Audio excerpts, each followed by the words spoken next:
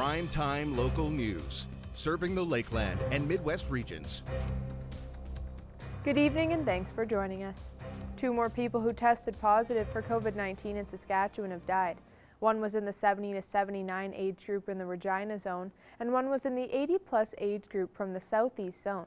There are 293 new cases in Saskatchewan, with 24 in the Northwest. 10 new cases are in the immediate Lloydminster area, where we have 120 active cases. 181 cases are active in the Northwest. 51 cases with variants of concern have been identified in our zone. 188 people are in hospital, with 3 in the Northwest. More than 315,000 vaccine doses have been administered province-wide, with almost 21,000 in our zone. Residents and businesses on both sides of the border will soon have access to higher-speed internet after an announcement from TELUS and SaskTel. Our Jace Mackey reports. This announcement will see TELUS investing $30 million to connect over 90% of homes and businesses on the Alberta side to their pure fiber networks, while SaskTel will be investing $6 million to connect those in Saskatchewan. No matter which side of the border you're on, you'll be seeing faster internet speeds. Our customers in Lloydminster will have access to truly incredible broadband speeds, allowing them to connect to what matters most. Whether you're a business owner, a big-time gamer, an aspiring YouTube star, or simply want to enjoy a seamless video call with family and friends, Infinet will soon ensure that you will be able to do all of that and more faster than ever.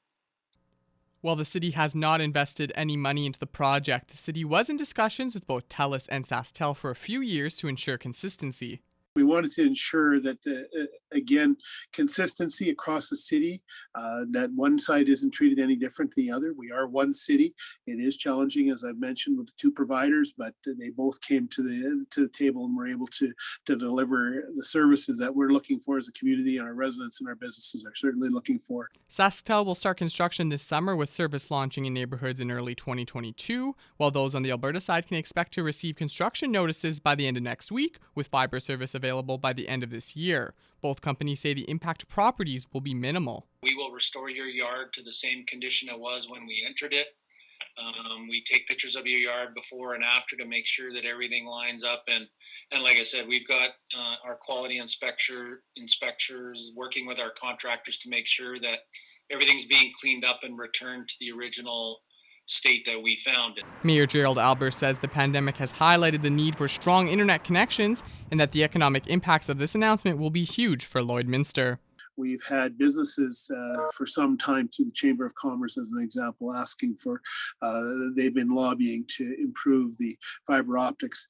The city did look at this option going on our own a few years ago, and just simply due to the investment of the dollars, and we heard today $36 million that is not taxpayer money being put into as an investment in our city, as well as then the respective companies will have that upkeep and maintenance required to keep the system working. So it's huge. There's going to be a huge uptake for business opportunities, people that have been challenged by COVID in particular, but just simply by the internet service that they had. You'll now have that world-class service right here in Lloydminster. For Primetime Local News, I'm Jace Mackey. Back in September, it was announced that Holy Rosary High School would be receiving funding from the Alberta and Saskatchewan governments to go towards expansions. We spoke with the Lloydminster Catholic School Division's Director of Education for an update. The Lloydminster Catholic School Division received a sum of $10 million from both provincial governments. With the expansion, they'll be able to hold almost 500 more students, and the construction will start in the coming months. We're hoping to be in the ground this summer. When the students leave us on June 25th, we're hoping to move some machines in and begin digging the holes and get lots of that big work done over this summer and next summer. And we expect to be opening the new wing and some of our new programs starting right away in the fall of 2022. LCSD got input from students of all ages across the division on what they would want to see in school. And with that input and how the economy is evolving, they've already come up with a few programs that will be available after the upgrades. There's spaces like an innovation lab that's going to focus on programming, but also computers and e-sport and robotics, and how do all of those things fit together in a future economy. We have 3 new science labs, but they're not just science labs. They're going to focus on issues that are important to Lloydminster, like soil reclamation, like alternative forms of energy. What will energy look like in 50 years? And food security, both for ourselves and for the world. McCarthy is hoping that the renovations stay on track as they need to fit more students from the upcoming grades. We know that the number of students who are in grade 6 and grade 7, grade 5 and grade 4, those students will need to be accommodated by the new building, and really that's a big part of how we've understood this expansion. It's really just the accommodation of the growth that's already happened within the city. The expansion will also feature a small motors lab, a film studio, art gallery, and more. For Ukrainian Easter coming up on May 2nd, you now have the chance to purchase a Ukrainian all-in-one food box. A donation of $12 from each purchase of a box will go towards the Ukrainian Malenka dancers and will also give residents a taste of Ukraine. Our Shelby Clark chatted with the Dancing Club for more details on this fundraiser they're having with the co-op. I'm speaking with Carmel and Jocelyn Florizone with the Ukrainian Dancing Club. Now, the club is hosting a fundraiser with the co-op. When will this be? We're going to be advertising on Facebook and social media, and hopefully with the TV station, which is absolutely wonderful. You bet. And why has the idea for this fundraiser come up to do this year? It's been a very challenging year for, I think, a lot of clubs in general, just to, of course, have the children dance or even facilitate being groups due to COVID. And, it's tough times. And one thing that I know that is obviously entertaining for the community. So a couple of big events that we do is Dancing on the Border, where we have many surrounding clubs and areas in different provinces join us. And it's like a festival where there's awards and medals given out. And then traditionally, we also do what's called the Ukrainian New Year's in Malanka. We were able to attain that this year, and it's actually Jocelyn's last year of dancing. So it was something really missed greatly, especially in our family. Yeah. So then the club came up with this wonderful idea about making a curated Ukrainian box, which has a little bit of a taste. So that's how the idea came up, and it's just to kind of celebrate and share some of our cultural food with the community in and with the co-op supporting us. So it's amazing. And how come the club has decided to partner up with the co-op for this?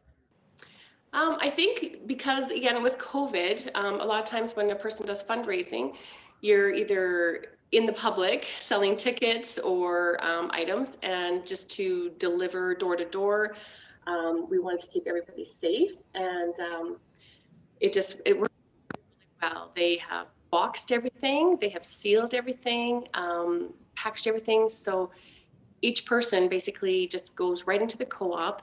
The freezer's at the in front of the meat department, and the boxes are there for you to pick up. And I actually have one here if you'd like to see it. Yes, we'd love to see that. I was just going to ask, what's everything inside of these boxes that residents can expect? Absolutely. I'll just open it up here. So the box is going to look like this. Okay. And then it's sealed. And then when you open it up, there's an amazing little selection of our Ukrainian dinner put all together for you. So there's 2 rings of kubasa. There's, of course, pierogies. You can't have a Ukrainian dinner without pierogies. There's cabbage rolls. And there's also a tray of kef, which is the traditional crepes. So that's a lovely little meal. And then you can partner that with a couple of other selections from the co-op. You can add some fresh bread. We have a wonderful bakery. Our family actually makes these little collages, and then pair that up with your meal and with a little bit of homemade butter. There's a little butter lamb, and you can, decorate with some eggs or even some deviled eggs, which is a wonderful addition. And how much of the proceeds will be going towards the Ukrainian Dancing Club from each purchase of each box? Each box will be gifted $12. So that's a super, super wonderful gift for us. Absolutely. And for people wondering, where can they pick up these boxes? Just right at the co-op store, they'll be available. Yeah, you bet. Just if for some reason we are thinking of sell out, it's a wonderful little package deal. So if for some reason there's none for you, just ask Scott at the meat department. And is there anything else you'd like to add for people to know concerning this fundraiser? We just really appreciate your help. We're actually up to almost being 50 years in the community of Lloydminster. So I believe we're year 47. So we're only 3 years away, and I would love to continue the culture, to continue the dancing in Lloydminster, and to just keep that alive, because I feel it's so important. As you know, my grandparents or my Baba and Guido have gone. My mom passed on some traditions, and I truly want to pass those on, of course, to my children and hopefully to my grandchildren. So Perfect. Well, thank you both so much for joining me today. You're very welcome. We look forward to serving our community, you bet. Now our Shelby Clark will take a first look at your weather forecast.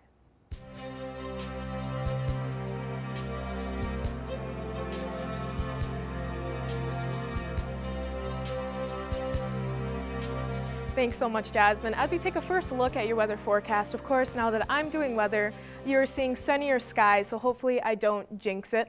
But today we are seeing a high of 15 in the border city with a little bit more sun today, so hopefully everybody is going out and enjoying that. Now as we move into temperatures across central Alberta and Saskatchewan, on the Alberta side, Rocky Mountain House and Red Deer are both sitting at 15 degrees, while Edson is at 16, as well as Athabasca. Edmonton and Whitecourt at 17, while Jasper is looking a bit warmer at 18 degrees there. Now on the Saskatchewan side, Meadow Lake and Prince Albert are at 15 degrees, while Saskatoon's at 14, as well as Cold Lake, and Melfort is sitting at 11 degrees, and in North Battleford they are at 16. Now speaking of North Battleford, overnight they will be sitting at -4 with more clear skies, and tomorrow they're still going to be seeing some warmer weather there with a high of 15 and a mix of some sun and cloud.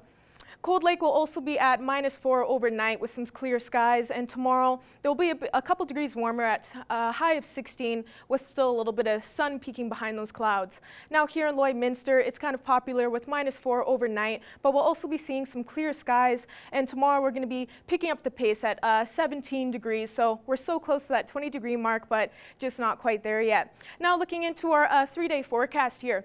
Saturday and Sunday on the weekend, we have a high of 18 on Saturday with a little bit of mix of some sun and clouds. So 18 is definitely our highest mark that we're seeing throughout the weekend, but on Sunday, unfortunately, we are dropping down to a high of 5 and a low of 1 with around a 50% chance of some precipitation. That is our first look at your weather forecast. We'll have more news coming up after the break.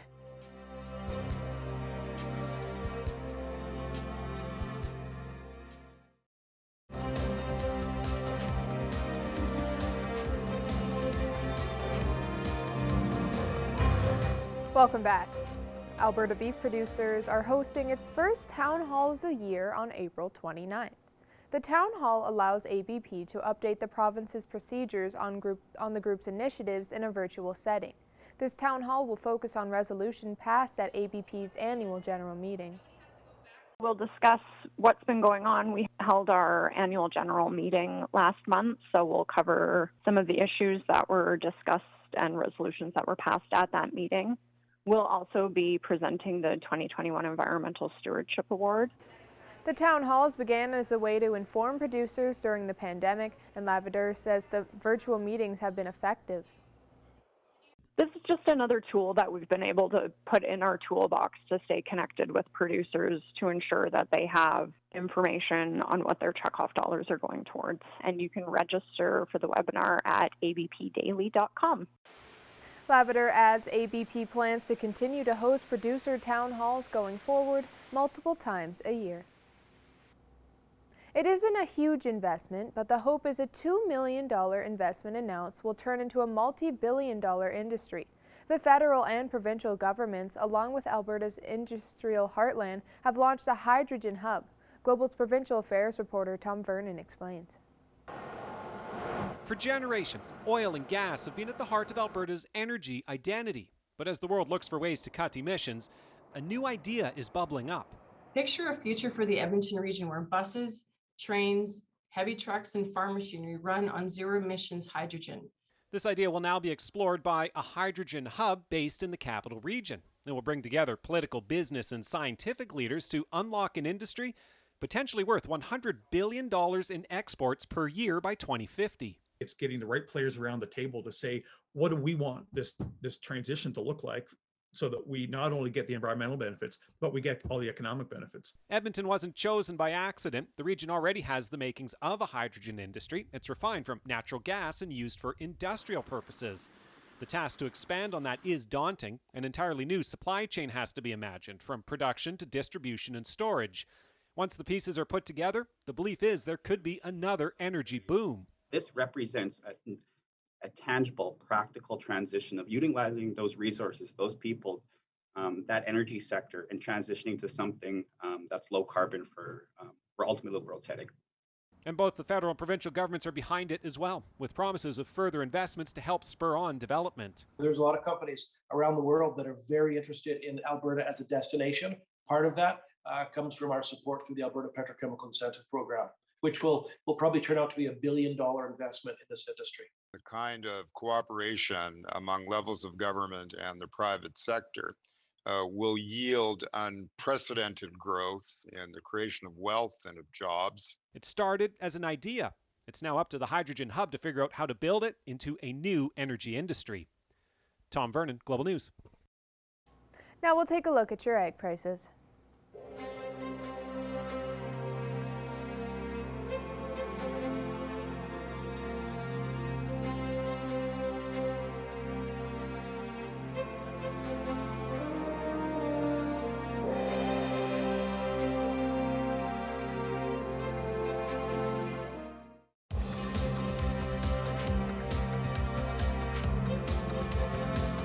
The Lloydminster Bobcats coaching staff will look different in the 2021 season.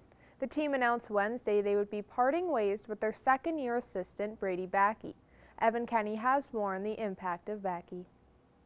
After taking a job behind the bench as an assistant coach with the Lloydminster Bobcats in 2019, Brady Backey will no longer be with the team. Just like anything with players, we want to move them on to the next level, and it's no different. We don't want to hold back an opportunity for a staff member too. Backey was brought into the organization after 2 seasons with the St. Albert U AAA team. Adding the young assistant to the staff was part of the ongoing culture shift. I think his growth overall, from a standpoint of being a coach, being a member of the community, being very hands-on in multiple roles within, and just an example too for our players. Backey has coached in the AJHL with the team for 60 regular season games and has been a part of the league as a player for 149. We're going to bring in somebody here that fits what we're doing and fits the mold that we've created since we've taken over, and can come in and be very hands-on, be community orientated. Obviously, Evan, how big we are on the community side of things, and advance our program to the next level. Dubé added, the team will be looking for an experienced coach to fill the role, and the decision will not be rushed. Evan Kenny, Primetime Local Sports. Now, where Shelby Clark will take another look at your weather forecast.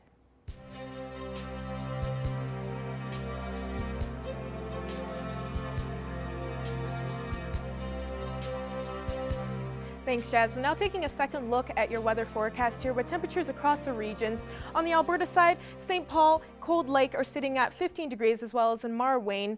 Vermilion, Edmonton, and Provost and Raybar are all at 17 degrees, while in Vegreville it is 16. Now moving into our Saskatchewan side here, up in Isle Cross it's a little bit chillier at 9 degrees. Green Lake as well as St. Walburg are both at 14, 15 in Meadow Lake, as well as here in Lloydminster and down in Macklin. Now moving in more into our northern region, we're seeing a little bit of chillier temperatures, more at the single-digit mark here. Wollaston Lake and South End are both at 6, while Stony Rapids is at 5 degrees. Uranium City is at 8, while Flin Flon is at 9, and La Loge, Buffalo Narrows, and La Ronge are all at 11 degrees.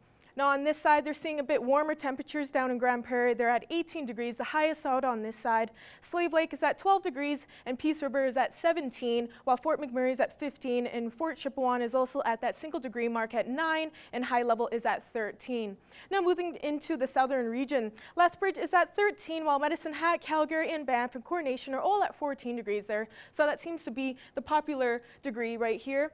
Over on this side, they're seeing a bit chillier degrees, while Estevan and Regina are at 2, Yorkton's at 5, and Moose Jaw is at 3. Swift Current is at 10 degrees, and Kindersley as well is at 14 degrees. Now looking at temperatures overnight, as I was saying, like in the first segment, -4 is popular overnight, like in Meadow Lake, Isle Cross, Unity, and Mirnim are all at -4 with a little bit of clear skies. Pierceland, Bonnyville are both at -3, and the rest, like Paradise Hill, Provost, and Raywright, are at -1. But overnight, we all are planning to see some clear skies and not a lot of cloud coverage. Now moving into temperatures tomorrow across the region, we're definitely looking at 1 or 2 degrees warmer with a popular degree at 17 degrees there, but up in Isle Cross, as you can see, is going to be sitting at 13, so a little bit chillier, but there will also be 16 degrees in Pierceland and St. Walburg as well as in Maidstone. Now looking at your 7-day forecast. Friday, we're starting off this weekend with a high of 17 on Friday. Saturday, we're going to be seeing our warmest temperature with 18 with a mix of some sun and cloud. And Sunday, we're dropping to a high of 5 with a 50% chance of some precipitation moving into next week, but hopefully we'll get back up to that double degree mark next week. Monday, we're starting off next week with a high of 8 and a low of -4 with a little bit more cloud coverage. Tuesday, as we move on into next week, we're going to be at a high of 10 with a little bit more sun peeking behind those clouds. On Wednesday, we're going to see a high of 14 with a low of -4, and Thursday, we're going to also see a high of 10 with a little bit more sun. That's a second look at your weather forecast. We'll have more news coming up after the break.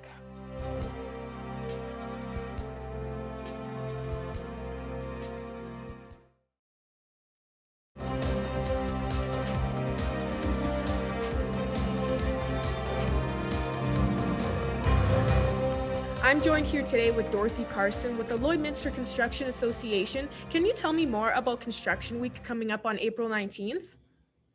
Yeah, I sure can. So the Lloydminster Construction Association has decided this year to take part in the Saskatchewan Construction Week. It's been happening in Saskatchewan for about 4 years now. Usually at this time, we're preparing for our Tri-a-Trade, which has been postponed yet again. So we thought instead of this would be provide us with a great way of promoting the construction industry in Lloydminster the week of April 19th to 23rd. And does the Lloydminster Construction Association have any special plans for this week coming up? So we have basically what the week is we're going to be celebrating social and economic impacts that construction has on the quality of life that Lloydminster and area residents enjoy. And we have a number of events and activities planned. So we will be working with the Lloyd Golf and Country Club to provide our construction members with a little bit of a promotion at the driving range. We'll also have a number of giveaways during the week. There'll be a Feed Your Crew. You'll be able to get your lunch paid for cruise. We've also got safety trivia that will be coming up that we've partnered with the Lakeland Regional Safety Committee as well. And we also have a work and play promotion. So on Facebook, if you send us a picture of your work crew and your family crew, you'll be able to get a men's package and a women's package. There's other things that we're doing as well. So we'll be providing a free trial for BuildWorks Canada, which is Lloyd Construction Association's #1 service. That's what we do, provide tendering information for our members, and that will be a free trial for the week for anybody that would like to try out that service.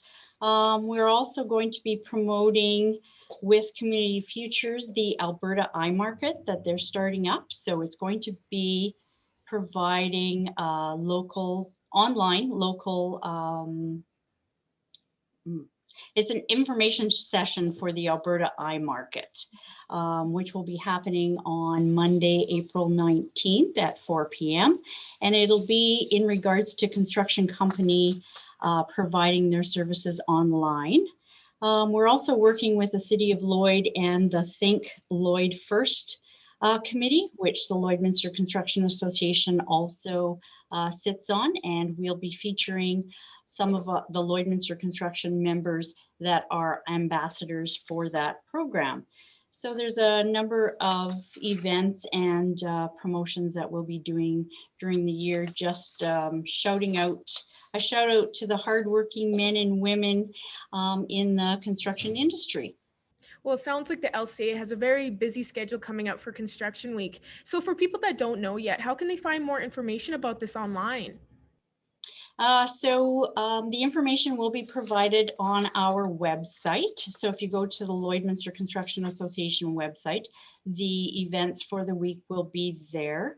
They'll also be posted on Facebook as well. There'll be a number of social media posts regarding that as well. So on Facebook and our website, you'll be able to find all the information. And is there anything else you'd like to add, Dorothy? Yeah, just that we will be partnering with a number of local associations and businesses. So all our giveaways and gift cards will be acquiring from local businesses within town, because we're really looking at that higher local and local first initiative. So we'll be working hard with that. The other thing is the next week, which is Day of Mourning, we'll be celebrating also. So on Wednesday, April 28th at 11 o'clock, we'd like everybody to take a moment just to remember some of the people that have been injured or have died in a worksite accident on that National Day of Mourning. Thank you so much for joining me today. You're welcome.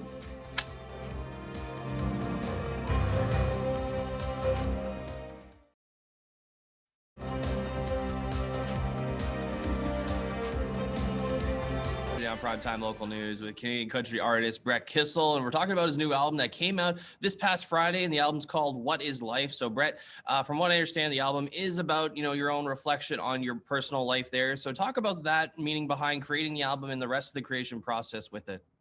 Oh, without question. I'm so proud of this record because a lot of self-reflection did go into it. There's no denying that it's a very artistic process, and any artist that you speak to is going to talk about diving deep and trying to, peel away a couple of layers with every project that comes about. But with this one in particular, Connor, I was so much deeper thought process that went into the selection of the material that is a part of this very, very important record for me. What are some songs on this album that really stand out to you and that you're most proud of on this?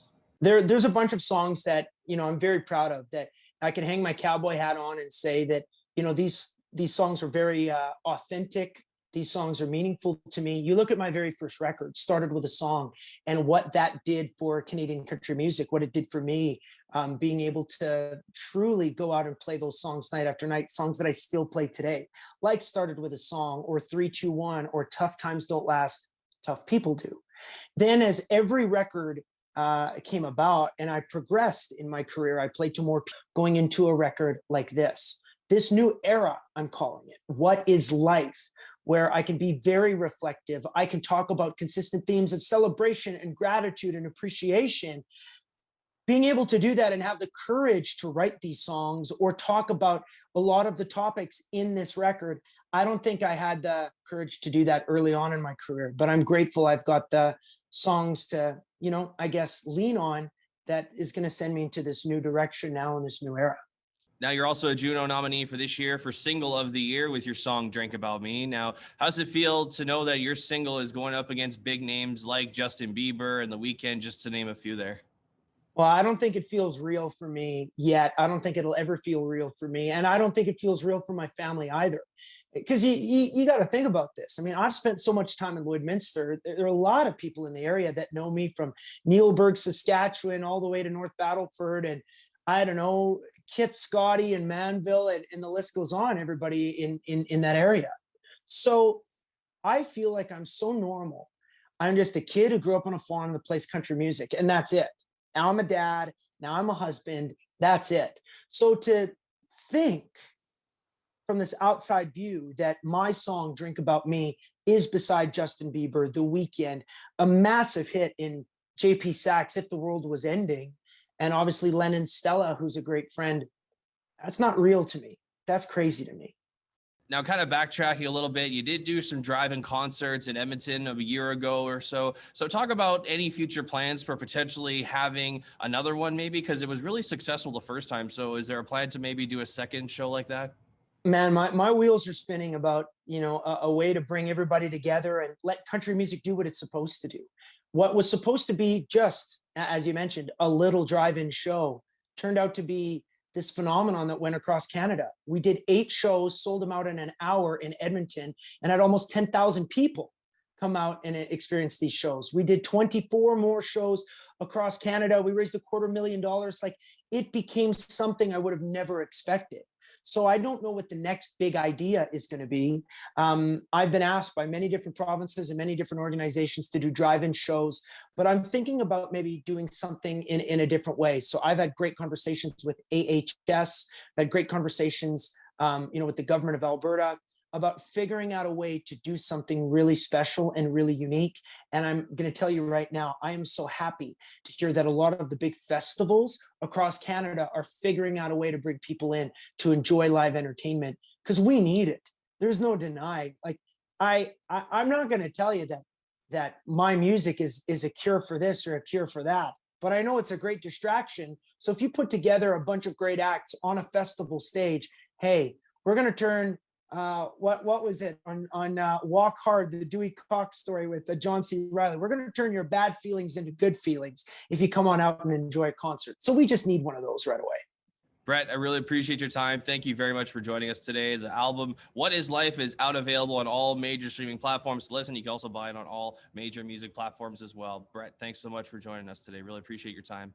My pleasure. Thank you, Connor. I appreciate it greatly. And I hope you have not only just a great day, but a great year. Congratulations on your gig working in Lloyd. And I can't wait to be talking with you when you're the next Peter Mansbridge or Lisa Laflamme, or you're working for the Oilers and I'm doing an anthem and you're there. I can't. Now taking a quick look at your 7-day forecast. Friday and Saturday, we're seeing a high of 17 on Friday and a high of 18 on Saturday. So go out and enjoy those warm temperatures this weekend. But as we move into next week, we're going to start off on Sunday with a high of 4. So we dropped a little bit there, and a high of 7 on Monday. But as we move on later, it'll be a high of 10 and 12 on Tuesday and Wednesday, and ending it off on Thursday with a mix of sun and clouds with a high of 7. Thank you for joining us on Primetime Local News. Have a great night.